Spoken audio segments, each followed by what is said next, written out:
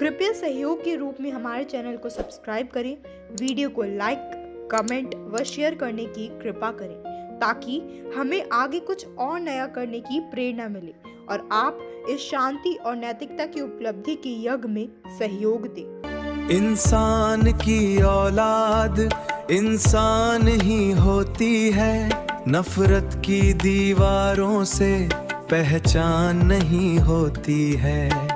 आदरणीय सज्जनों एवं प्रियजनों, आज हम धर्म, अहम, भाषा, क्षेत्रवाद, श्रेष्ठतम और आर्थिक समप्रभुता को लेकर विश्व में झगड़े जो होते आ रहे हैं और हो रहे हैं, वह केवल मानवता की मानसिकता और इंसानियत पर आधारित है। इसी विषय पर आज हम आईपी मीडिया द्वारा शीर्षक इंसान की औलाद इंसान बनेगा पर अपने विचार व्यक्त कर रहे हैं। दोस्तों, चमड़ी का रंग, रूप, शरीर की बनावट बेशक अलग अलग हो, परंतु शरीर की संरचना और बुनियादी आवश्यकताएं पूरे विश्व के सभी लोगों की लगभग एक जैसी और बराबर होती है। इंसान केवल एक इंसान के रूप में पैदा होता है, लेकिन पैदा होने के कुछ ही समय के बाद मजहब, पंथ, जाति, भाषा, क्षेत्रवाद का रंग उस पर चढ़ाना शुरू कर दिया जाता है।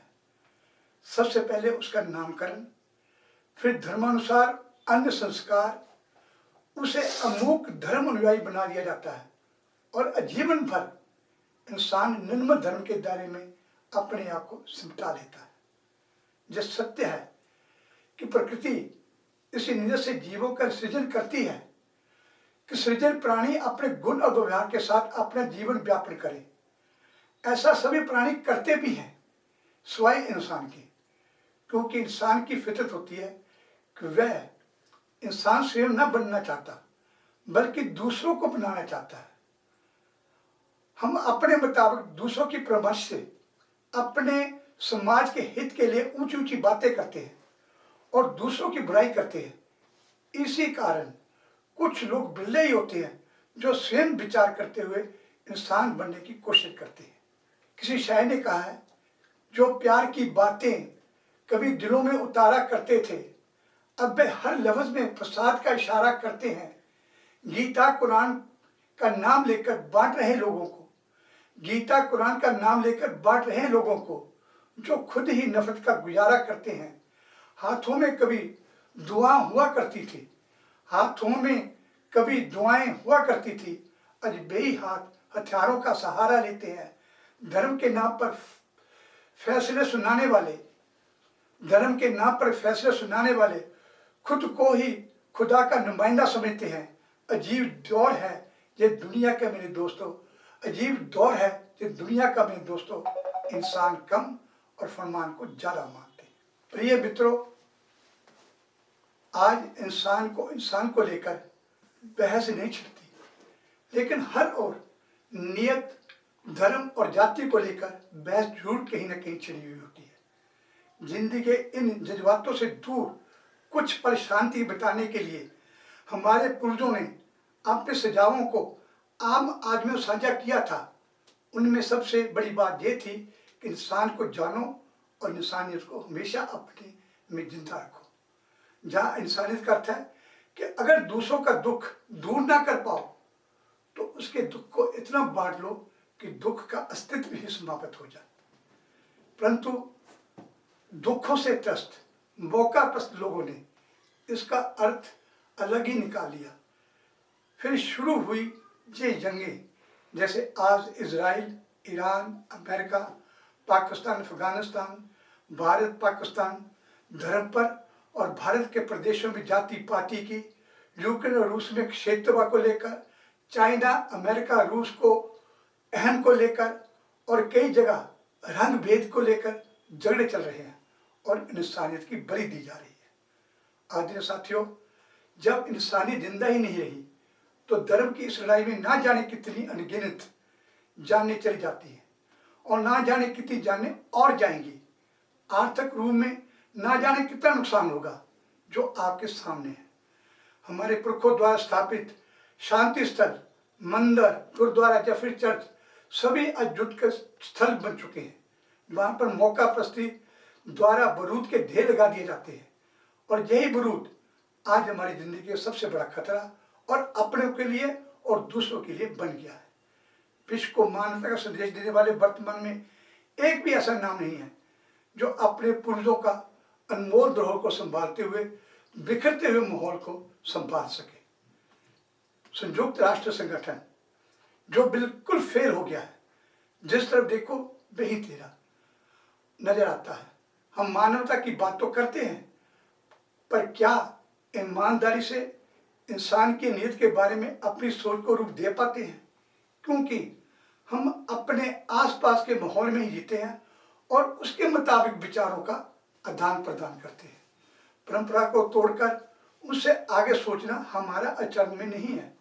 इसलिए सब कुछ जानते हुए इंसान के खिलाफ अब व्यवहारिक गतिविधियां करने को मजबूर हो जाते हैं। यही असली कारण है कि हम मानव दर को भूलते जा रहे हैं। किसी महानुभाव ने ठीक कहा है कि इंसानों के दिल और मन सूखकर बंजर हो चुके हैं। जज्बाती रिश्ते कतरा कतरा होकर मर चुके हैं। अब जनाजों को उठता देखकर लोगों की आंखों नम नहीं होती। जलती इमारतों को देखकर होंठों से उफ तक नहीं निकलती। लाशों के ढेर को देखकर भी खून नहीं खोलता, क्योंकि इंसान की रगों में अब खून नहीं, पानी दौड़ता है। आज एक प्रश्न उठता है कि आज इंसान किसे और कैसे कहा जाए। इसके बारे में कुछ पंक्तियां हैं जिसमें इंसान को परिभाषित करने का प्रयास किया गया है। जैसे किसी के काम जो आ जाए उसे इंसान कहते हैं, जो पराया दर्द अपनाए उसे इंसान कहते हैं। जीवन में कभी दुख कभी सुख होता है, जो मुश्किलों में ना घिराए उसे इंसान कहते हैं। जो दुनिया एक उलझन है कि धोखा है कि ठोकर है, जो गिर कर समझ जाए उसे इंसान कहते हैं। गलतियां रुलाती हैं तो राहें भी दिखाती हैं। इंसान गलती का पुतला है, जो गलतियों को ठीक कर ले उसे इंसान कहते हैं। कोई धनवान इतना, कोई नर्दन जितना, जो इस असमानता के बारे में सोचे उसे इंसान कहते हैं। कोई भूखा, कोई निर्वस्त्र है, कोई निर्घर, जो बराबर अवसरों के लिए लड़े उसे इंसान कहते हैं।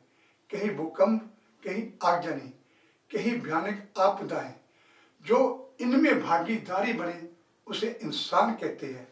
जो पुरुषार्थ और परमार्थ के लक्ष्यों में लगे उसे नैतिक इंसान कहते हैं। प्रिय बंधुओं, सोचिए, अगर इंसानी जिंदा रहती तो शायद धर्म, जाति, पंथ, क्षेत्र, रंग की विविधता ना हो पाती।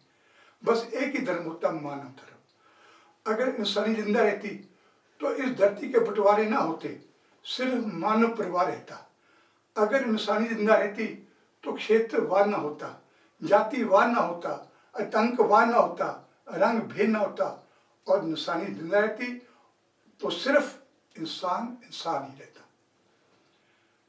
इंसान की औलाद इंसान ही होती है, नफरत की दीवारों से पहचान नहीं होती है। दिल में अगर प्यार हो तो राहें आसान होती है, रंग रूप से नहीं कर्मों से पहचान होती है। इंसानियत ही सबसे बड़ी सच्ची पहचान होती है। बाप बेटे की और बेटा बाप की जान नहीं लेता, रिश्तों का खून ना होता, पुलिस की कोई जरूरत ना होती, कोई कचहरी ना होता, कानून से भरा संविधान ना होता, आदमियों के लिए कोई दायरा ना होता, देशों की कोई सीमाएं ना होती, नदी समुद्रों का बंटवारा ना होता, महलों की वेश्यावृत्ति के लिए बाध्य न किया जाता, लड़कियों की कोई तस्करी ना होती, इस हॉस्पिटल में मरीजों का रखकर मोटी फीस ना वसूली जाती, इंसानी जिंदा रहती तो आज चिकित्सा सेवा बनी रहती और व्यवसाय न बनती, शिक्षा रहती, दुकानदारी न बनती, और सबसे ज़्यादा महत्वपूर्ण चीज़ ये है कि इंसान इंसान ही रहता है, ना कि हैवान होता। आज जब इंसानियत और मानव दर्द की बात की जाती है तो लोग इसे आध्यात्मिक प्रवचन की संज्ञा देकर इसे नजरअंदाज कर देते हैं। लेकिन जब कोई मुसीबत में फंसते हैं और उनको कोई सच्चा इंसान मिल जाए तो वो कहने में नहीं चूकते कि वह बहुत अच्छा इंसान है, मुझे तो मेरा इष्ट मिल गया। परंतु ऐसे लोग बहुत कम मिलते हैं, ये चिंता का विषय है। परंतु दोस्तों, जब एक व्यक्ति सच्चा इंसान बन सकता है तो हम सब क्यों नहीं बन सकते? आखिर वह व्यक्ति हमसे भिन्न थोड़ी है। हम में और उसमें सिर्फ फर्क इतना है कि हम मन की सोचते हैं और वह विवेक की सोचता है। हम नैतिकता को कम महत्व देते हैं और वह पूरी तरह से नैतिकता को महत्व देता है। प्रिय सज्जनों, इंसानियत को मारकर नैतिकता की तलाश नहीं की जा सकती। ये एक ऐसी तलाश है जिसकी मंजिल नहीं होती, कि उसकी तलाश को हम स्वयं को ही करनी होगी। अगर हमारे अंदर इंसानियत भरी होगी, हमारे अंदर मन में सकारात्मक मानसिकता होगी, हम सच्चे इंसान बनने, बनाने और खोजने में कोई बाधा नहीं होगी। शर्त सिर्फ इतनी है कि प्रथम स्वयं इंसान बने और अपने गुणों को दूसरे बांटे। और यह भी कहा गया है कि बाइबल पढ़ोगे तो कहलाओगे ईसाई, कुरान को मानोगे तो होंगे मुसलमान, गीता को पढ़ोगे बनोगे हिंदू, गीता को पढ़ोगे बनोगे हिंदू, अगर इन सभी को पढ़ोगे तो कहलाओगे इंसान, कहलाओगे इंसान। सभी ग्रंथों का एक ही संदेश है, हमें इंसान बनना चाहिए, इंसान बनना चाहिए। अंत में मैं Indian peace mission, international peace mission द्वारा अन्वेषित विचारधारा नैतिक भौतिकवाद के माध्यम से अपने में स्वयं इंसान बनने के लिए प्रेरित और बाध्य करें, ताकि सभी को हर जगह सुख, शांति, समृद्धि मिले।